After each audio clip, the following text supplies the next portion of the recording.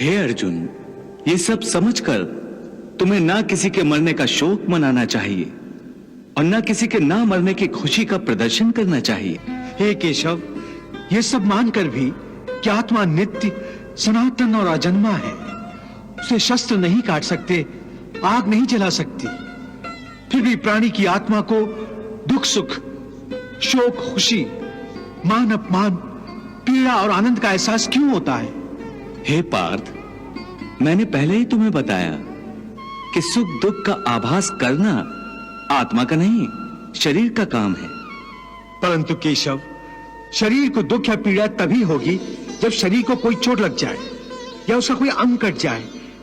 जैसे शरीर आग में जल जाए, उससे जो पीड़ा होती है वो तो शरीर की पीड़ा है। परंतु मान हानि होने से जो दुख होता है या मान होने से जो आनंद आता है, उसमें तो शरीर को कोई चोट नहीं पहुंचती। वो मान हानि का दुख, वो अपकीर्ति की पीड़ा तो आत्मा को ही होती है ना? नहीं अर्जुन, ये कीर्ति अपकीर्ति, मान अपमान, ये लाभ हानि, ये जीतने का आनंद अथवा हारने की पीड़ा, ये भी आत्मा को नहीं होती। ये आत्मा का काम नहीं है, ये तो मन की शरारत है। मन की शरारत, इसका क्या अर्थ है केशव?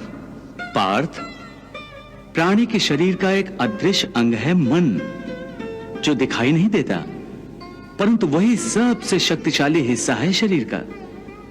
ये याद रखो कि मन शरीर का हिस्सा है, उसका आत्मा से कोई संबंध नहीं। आत्मा यदि रथ में बैठा हुआ रथ का स्वामी है, तो मन शरीर रूपी रथ का सारथी है। ये मन ही इंद्रियों के घोड़ों को इधर उधर भटकाता है। कभी यौवन के आवेश में यही चंचल मन मनुष्य को इस भ्रम में डाल देता है कि वो सर्वशक्तिमान है, वो सब कुछ कर सकता है, वो यहां का राजा है, जिसके आगे हर कोई झुक जाने पर विवश है और जिसे हर कोई प्रणाम करता है।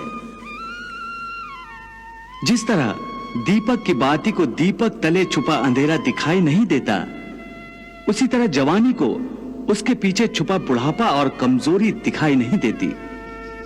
परंतु जब शरीर के दीपक में यौवन शक्ति का घी जल जल कर समाप्त होने लगता है और दीपक तले छुपा अंधेरा बढ़ने लगता है, तो मनुष्य घबराकर चिल्लाने लगता है, मैं बीमार हूं। ये रोने। हे अर्जुन, ये सब समझकर तुम्हें ना किसी के मरने का शोक मनाना चाहिए और ना किसी के ना मरने की खुशी का प्रदर्शन करना चाहिए। हे केशव, ये सब मानकर भी कि आत्मा नित्य, सनातन और अजन्मा है, उसे शस्त्र नहीं काट सकते, आग नहीं जला सकती, फिर भी प्राणी की आत्मा को दुख सुख, शोक खुशी, मान अपमान, पीड़ा और आनंद का एहसास क्यों होता है? हे पार्थ, मैंने पहले ही तुम्हें बताया कि सुख दुख का आभास करना आत्मा का नहीं, शरीर का काम है। परंतु केशव, शरीर को दुख या पीड़ा तभी होगी जब शरीर को कोई चोट लग जाए या उसका कोई अंग कट जाए। जैसे शरीर आग में जल जाए, उससे जो पीड़ा होती है वो तो शरीर की पीड़ा है। परंतु मान हानि होने से जो दुख होता है या मान होने से जो आनंद आता है, उसमें तो शरीर को कोई चोट नहीं पहुंचती। वो मान हानि का दुख, वो अपकीर्ति की पीड़ा तो आत्मा को ही होती है ना? नहीं अर्जुन, ये कीर्ति अपकीर्ति, मान अपमान, ये लाभ हानि, ये जीतने का आनंद अथवा हारने की पीड़ा, ये भी आत्मा को नहीं होती। ये आत्मा का काम नहीं है, ये तो मन की शरारत है। मन की शरारत, इसका क्या अर्थ है केशव? पार्थ, प्राणी के शरीर का एक अदृश्य अंग है मन, जो दिखाई नहीं देता, परंतु वही सबसे शक्तिशाली हिस्सा है शरीर का। ये याद रखो कि मन शरीर का हिस्सा है, उसका आत्मा से कोई संबंध नहीं। आत्मा यदि रथ में बैठा हुआ रथ का स्वामी है, तो मन शरीर रूपी रथ का सारथी है। ये मन ही इंद्रियों के घोड़ों को इधर उधर भटकाता है।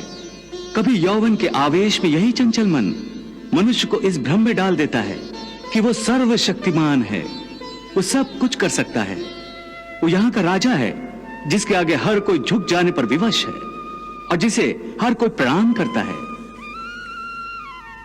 जिस तरह दीपक की बाती को दीपक तले छुपा अंधेरा दिखाई नहीं देता, उसी तरह जवानी को उसके पीछे छुपा बुढ़ापा और कमजोरी दिखाई नहीं देती। परंतु जब शरीर के दीपक में यौवन शक्ति का घी जल जल कर समाप्त होने लगता है और दीपक तले छुपा अंधेरा बढ़ने लगता है, तो मनुष्य घबराकर चिल्लाने लगता है, मैं बीमार हूं,